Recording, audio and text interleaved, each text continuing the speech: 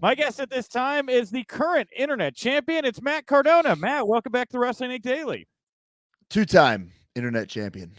I'm sorry, that's right. So like you and Two-time. Effie, you and Effie really so first of all, like, yeah, how did you and Effie start beefing? Let's start there if we're gonna talk the internet championship. He just started tweeting about me. I didn't know who he was. I had to look him up. I had to Google him. I still didn't know. I wasn't sure if it was a rib. Was this a fan trying to get me hot, get under my skin? Turns out he's a worker. He wrestles for GCW, and he screwed me in New York City. Won the internet title, ran down the street with it, brought it to all these shitty indie shows. I don't know what he was doing with it. Put it on his stupid Twitch channel. He really thought he was the internet champion, and he was for a little bit. That's an official title reign, but I won it back in Atlantic City. So I'm a two-time champ. But now wait, Matt. Now you've been working with GCW for a while now. You have your finger on the pulse. I don't genuinely believe that you didn't know who Effie was. Effie's a very big deal they got his own show at GCW. Listen, Matt. this is a dirt Wrestling Inc. That's a dirt sheet, right? So you know all the gossip, right? I have my own private locker room. I come in after call time, right? Listen, I don't care what time doors are. I don't do meet and greets at GCW. I don't want to meet these fans. So I come in late while the show's going on. John Carlo takes me right to my private locker room, and then I do my match. That's it. I don't mingle with the boys. You have your own private locker room at GCW. Yeah. Well, now me and Chelsea, so we had to get a bigger room. Oh, I'm sorry, I didn't know that. Okay, right. I didn't know that. That's right. So, but now that you've been working with Effie, though, I mean, do you have an appreciation for what Effie is trying to do in the pro wrestling space? You know, he is a tough son of a bitch, a sick son of a bitch. I was choking him with my Broski of the Week headband. First, I tried to just make him Broski of the Week, right? Put on the headband, available on MattCardonaMerch.com. Almost sold out. He wasn't having it, so I started choking him with it, and he liked it. What a sick freak. But I will say this. He put up one hell of a fight. It was a incredible match. And I think I'm done with Effie. You know, I beat him. He beat me. I beat him. I'm done with Effie. As far as it doesn't seem like you're done with Effie, though, because I went and checked your Twitter before we went live here to see if there's anything I should know about, and you're still regularly ragging on Effie, like even as I'm concerned. I wasn't sure. The GCW release him last week? I haven't heard anything since I defeated him. He's kind of like out of the mainstream. Well, what about like if you wanted to keep going on, would you be open to appearing at like an Effie's Big Gay Brunch? Would you be open to doing something like that, or is that if he wants to pad the lope, I'll go. And by that I means fill up that envelope with a lot of cold hard cash. I'm not going to turn down a booking if the cash is right. I'm a businessman. Okay. You were dressed up like Effie for Halloween. No, I was dressed up as Super Effie. Effie. You were dressed up as Super Effie, so a larger, I'm guessing, bigger of Effie. Right, like Ninja Turtles, Secret of the Ooze, when skinny little Shredder becomes Big Kev, Super Shredder. I'm well aware. I was Super Effie. Don't talk to me like I haven't seen Secret of the Ooze, Matt. I grew up. You know what I'm talking about. I know exactly what you're talking about. Yeah. Or like that movie Santa with muscles, right? Effie with muscles. Okay, right? I got it. Yeah, for sure. So, So was that your idea? Was that Chelsea's idea? Whose idea was it? That was not Chelsea's idea. She wanted to be like Austin Powers and a fembot. I said, no, I'm going to be Super Effie. Just rub it in his face. He's too busy smoking cigs and drinking Diet Coke, right? Why don't you hit the gym, Effie? Why don't you hit the gym? Well, dude, you're okay. I didn't know you were going to body shame Effie here in the interview. I'm not body shame. I just want to help him out, right? I want to listen, Nick Gage, right? I took him to mainstream. He wrestles me, then he goes on AEW, right? He's going to have action figures now. More than one. And I'm making him an action figure. Major Bendy's, the Major Wrestler Podcast, is making him an action figure. Zombie Sailor, Heels and Faces, an action figure. Ringside Collectibles, an action figure. I'm making him 3 action figures. Before me, he didn't even have a micro brawler. He had a pint-sized all-star bootleg thing. I'm trying to help GCW. I'm trying to help GCW superstars, including Effie. Effie's very toyetic, the pink spiky jacket. Maybe we put him in Major Ben. Knows. That's true. You could do a lot of alternate. A lot of alternate. Yeah, I'm not here to harm GCW. I'm not invading GCW. I am GCW. Look at the hat. So I'm wearing this in my real life. I went to the gym. I go all over the world repping GCW. I am GCW. I mean, I think that people would probably make a case that others like. I mean, you being GCW, that's a big statement. You've only been there for like 6 months. Honestly. I have a question for you. You do your research, right? Sure. What is the only time? When is the only time GCW is trending number one over the Olympics and UFC? What was that time? That was when the riot broke out after you destroyed and beat That's Nick right. Gage. After I won the GCW championship. Right. When Right. this death match, dream match, John Moxley, right? Versus Nick Gage, wasn't trending number one. This is the match, right? Sure. Years of history of beef. What do you think that What's that? we can? What do you think we could glean or take away from the fact that you're right? Like, didn't trend the same way as what happened with you, and Moxley's a very big name right now. I don't know if you can see it because it's only half the screen, but I'm the internet champion. Duh. Okay, got it. So Right? so we talk about trending there, right? And how you did Sure. very like everything went crazy after you beat Gage Right. for the title. Right. I had Brett Lauderdale on this show about a week ago, and it's Yes. the first time I've been able to talk to Brett since that particular incident. And Is it because you've been trying to text him and he doesn't have an iPhone, so like it doesn't come through? Is that why? no, Okay. I don't text with Brett, right? Oh, I do, have, and you get the green message, and it comes like hours later. It's such a hassle. see, I have a different line of. I'll tell you after how I communicate with, and I usually Okay. I usually hear from Brett pretty quickly that way, but it's not Okay. text. Anyway, Okay. but I finally got Brett to sit down with me because he doesn't do a lot of press. He's not like you, right? He Sure. doesn't talk all the time. Right. And it's the first time I've been able to talk to him since that particular riot. And like, I'm a huge GCW fan. I love Brett. I love the product. I love the intent of GCW. But I get a little scared when I think about a pizza cutter flying through the air and like gigging you in the get neck. scared. I was in the goddamn ring. I know, Matt. I'm well aware, right? And it was something I'd never been able to get Brett on the record really addressing. I don't feel like a whole lot of people were kind of pushing it. I finally got him to concede that they would, here's the exact quote, they would prefer that throwing sharp he said throwing sharp objects is not encouraged. How do you feel? Well, no fucking shit, right? Yes, you would think. But yes, how do you feel about the fact that Brett finally came out and kind of condemned? I'm glad that he's trying to tell the GCW universe, like, relax, guys. Just enjoy the show. You can boo me. You can hate on me. You can put all these nasty tweets out. Do not throw pizza cutters, sharp objects at me, my fiance, or any other wrestler. It's uncalled for. Right. Come on. We're better than this as a wrestling community. And one of the things, and I don't know if we came up when we had you on Waltman's podcast or not, but like, he had a bunch of stuff thrown at him during the Monday Night Wars, right? With the NWO and everything like that. I'm sure he did. Yeah. I think I'm going to go on record. This could be a clickbait headline. I'm going to go on record. I think if you pause and you like take the frame by frame shot, I had more garbage thrown at me when I became GCW champion than when the NWO formed. I'm going on record saying that. More than Bash at the Beach. Okay. More than Bash at the Beach. Okay. Because there were not items. Okay. More items. And maybe we'll find out there were a couple knives in that melee at Bash at the Beach. If we go frame by frame. No pizza cutters, I bet. There were no pizza cutters. It wasn't a trend at the time. Maybe one guy who went to the concession stand and just grabbed here's the thing. I don't know if I've said this on record or not. A lot of people thought there were plans and this was all fake. And their proof of this is that there were full PBR cans in the ring, Pabst Blue Ribbon. And like, oh, I was there. They weren't even selling PBR. Oh, well, listen, smart Mark. Okay. Because I had planned a celebration. I said, hey, John Carlo, if I win, slide in this pack of PBR. I'll do a nice little celebration. PBR, major PBR sponsor the Major Wrestling podcast. My celebration was ruined. I didn't even see them in the ring because I was getting bombarded with bottles and cans and pizza cutters. So that's why there were full PBRs in the ring, because my celebration was ruined. That's why. Wow, dude, that sucks, man. Well, I know it's bullshit. But it's bullshit. So Brett described what happened with you, and Sean has said that like Bischoff said this to him or whatever in production meetings. It's like, it's a compliment. It's a great visual for TV that you could get the crowd into that kind of. Listen, okay. I shouldn't even be saying this, but I loved it in the moment. I absolutely loved it. It was great. It wasn't until after the fact that I'm seeing that pizza cutters were thrown.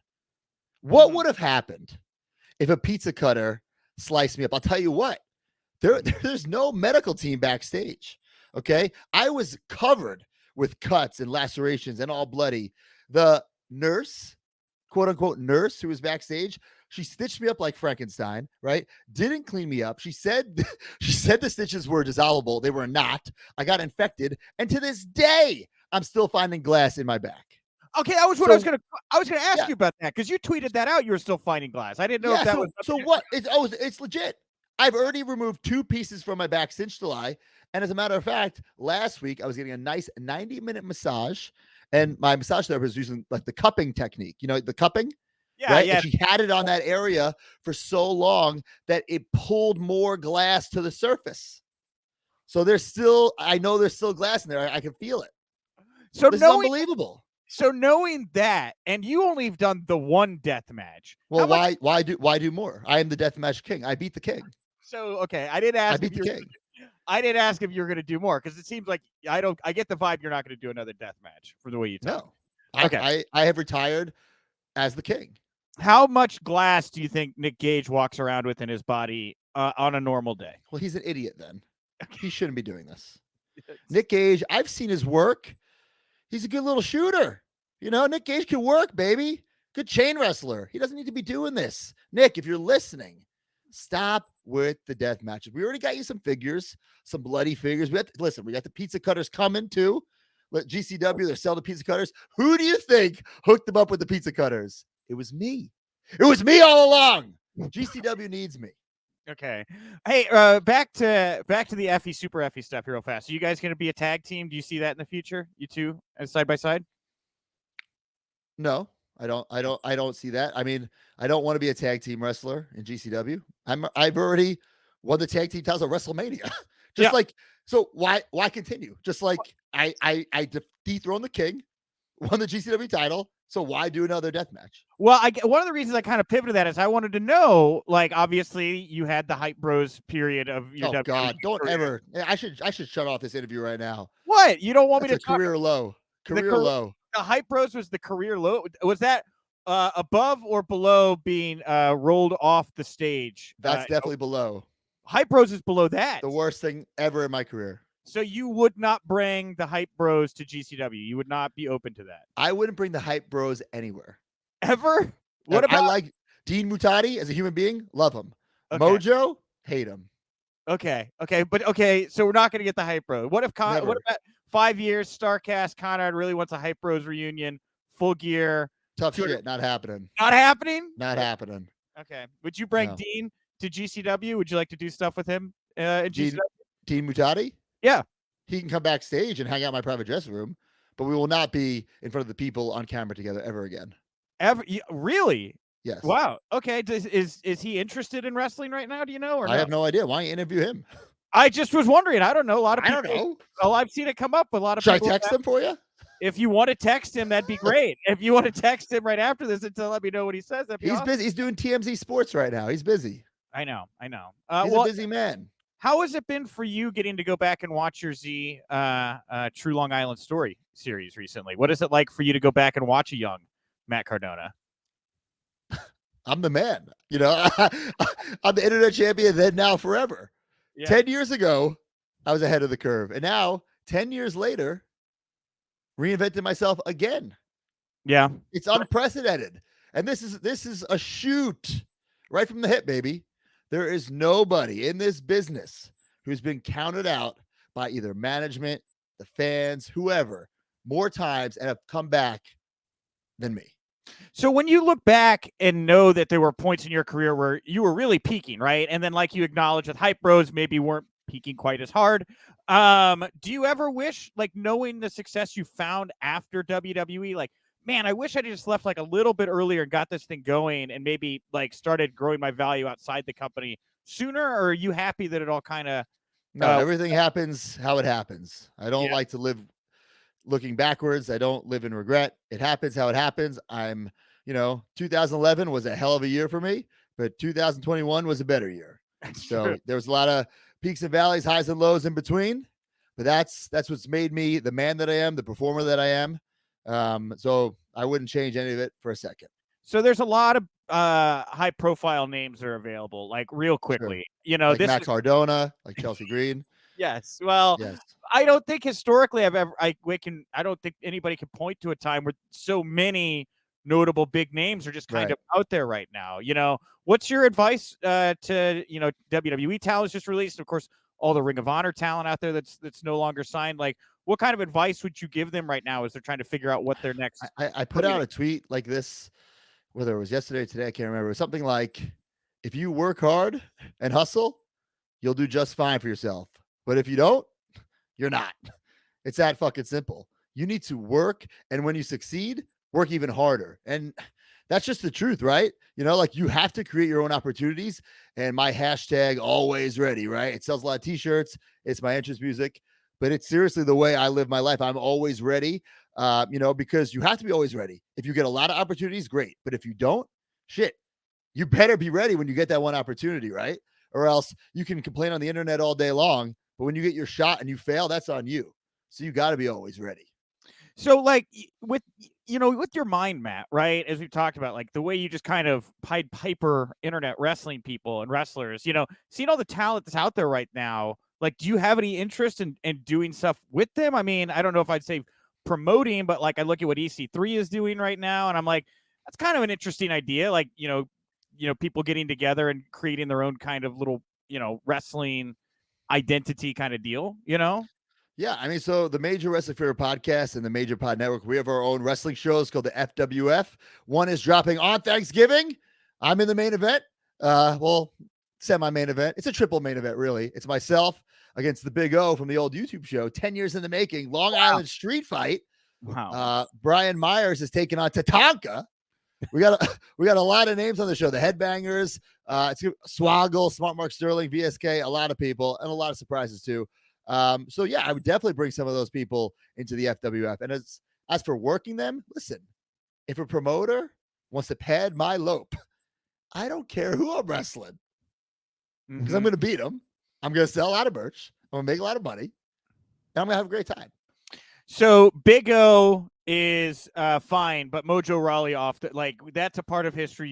Big O, that's history we can revisit. Mojo's off the books. Well, it's for my own promotion, and I'm making a lot of money. Oh, got it. Wonderful. I'm a businessman. Yeah, and Tatanka draws, right? Like, who doesn't love Tatanka draws? That's right. That's right. Tatanka's So amazing. Thanksgiving, after you eat your turkey, your pumpkin pie, sit down and watch FWF.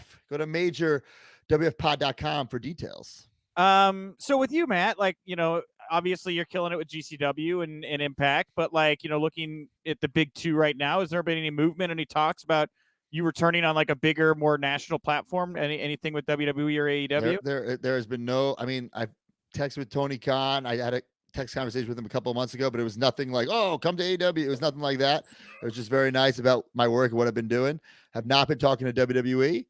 Listen, I love WWE. I love my time there. I'm forever grateful for my time there. The only thing I ever wanted to do was be a WWE superstar. And if it wasn't for WWE, I wouldn't have been able to create my podcast and have, you know, the time of my life right now.